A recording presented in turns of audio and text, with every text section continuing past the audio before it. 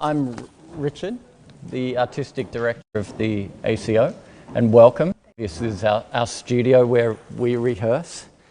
What I've been asked to address is our cross-platform projects. So that means when we, as an orchestra, essentially a string orchestra, collaborate with people who aren't in our field. So we collaborate with photographers, we've collaborated with dancers, the Sydney Dance Company, Australian Ballet. We've most recently collaborated in a straight musical adventure with Johnny Greenwood from Radiohead, Tim Friedman from the Whitlams, and at the moment, like in a couple of hours, I'm on the stage with an oud player, Joseph Twadros, an Egyptian-Australian. It's a good prequel, if you like, to the collaboration I want to talk about, which is coming up, which has a resonance to all of us living here in Australia, and that is Reflections on Gallipoli. We've got an acclaimed director, Neil Armfield, who was really made his mark working with Geoffrey Rush at Belvoir, and he's directing, and with a co-director, Nigel Jamieson, or assistant director, and they're responding to our charter, Reflections on Gallipoli. Do you have a specific creative process you go through in putting together a performance like this? At the beginning, it's very loose. So any idea, you don't say no. That's really important. You don't say no to any idea. So you let the idea live in the ether, and often the crazier the idea, what appears, to be unworkable is often the best idea. When you've collated all the ideas and done some filtering, and the ideas that formulate the project are on the table, then it's time to be really disciplined about how they're ordered, and then it's time to start throwing things out. And then we go into the business side of the art, as Stravinsky used to call it, which is the technical side of things. And then we start making sure that it's going to work. And then we become pragmatic and practical. And at that point, I step back. Now, and then more people come in, and each department, like making a film, and each department concentrates on their own discipline. And then it's up to the director and me to make sure that the whole is starting to work. I just wanted to hear a bit more about the collaborative element of the show. Because I'm often asked why I go to such trouble, why not just play a regular concert. I love playing regular concerts, but what I get out of the cross-pollination or cross-platform, multimedia concerts is a different perspective. So I love hearing what people have to think about our art form from other disciplines.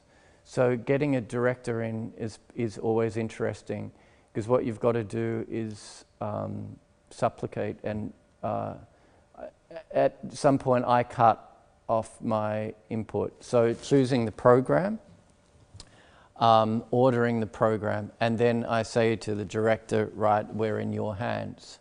Unless, of course, the director's going to make suggestions that denude the quality of the music. We're now at the mercy of the director, which is very interesting. And I actually enjoy that.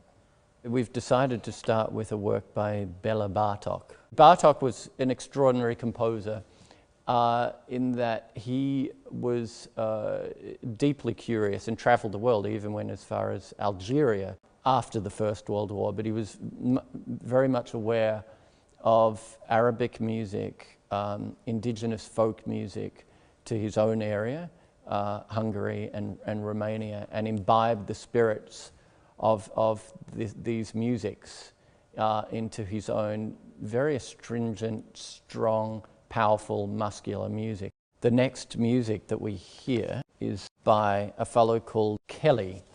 Kelly was born in Australia, and then when he was 12 moved to the UK, and then was sent to Gallipoli with Brooke I remember his second name because his second name is Septimus, and his friend Rupert Brooke died of septicemia.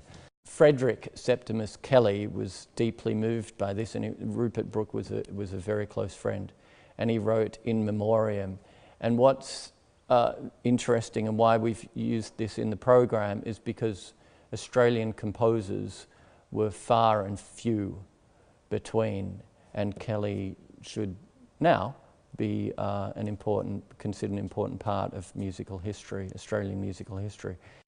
As far as the Gallipoli campaign, the fact he was there and his great friend died and he wrote this piece In Memoriam makes it a perfect reasons to place this in the program. After this we have Çanakkale, excuse my pronunciation. It's a traditional Turkish song. And so to pit the Turkish, I think it's Turkish folk music rather than Turkish classical music, against the English music and the European music. Then we play a traditional Turkish song.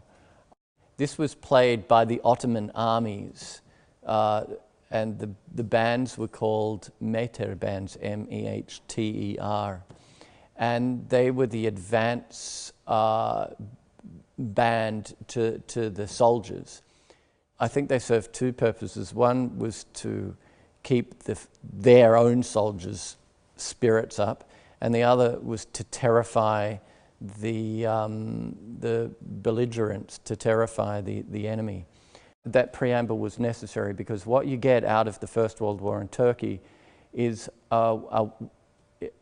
one wonderful thing.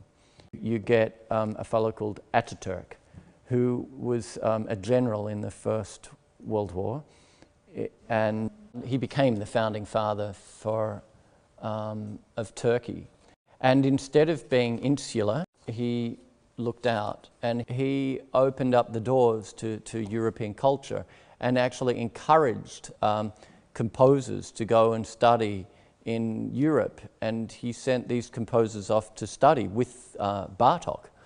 And what came out of this was a group of terrific composers called Les Cinq, the Five. And they created their own Western Turkish classical music, which is very interesting. And we're going to play one of those works as well by a fellow called Kadali. He was born in 1924, and he wrote the piece in 1960. But what it represents is the result of Ataturk's open-minded spirit.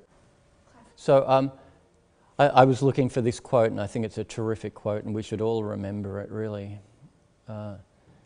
After the war and the 1923 declaration of the Republic of Turkey that grew out of the demise of the Ottoman Empire.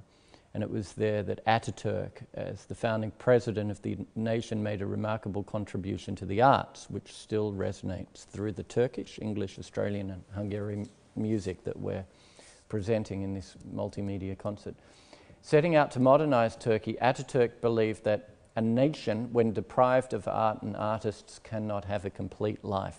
I think we should have that as a reminder wherever we are. Because it's so hauntingly beautiful and it represents England and the pastoral music coming from England, which in turn inspired most of the Australian composers at the time. We're going to play Edward Elgar's Sospery, written in 1914. We finished the first half going into interval with the Sospery, and then we finish with the Lark Ascending, which is one of the most exquisite pieces of music penned by human hand, also from 1914, and represents the English pastoral style. And there is the end of the project.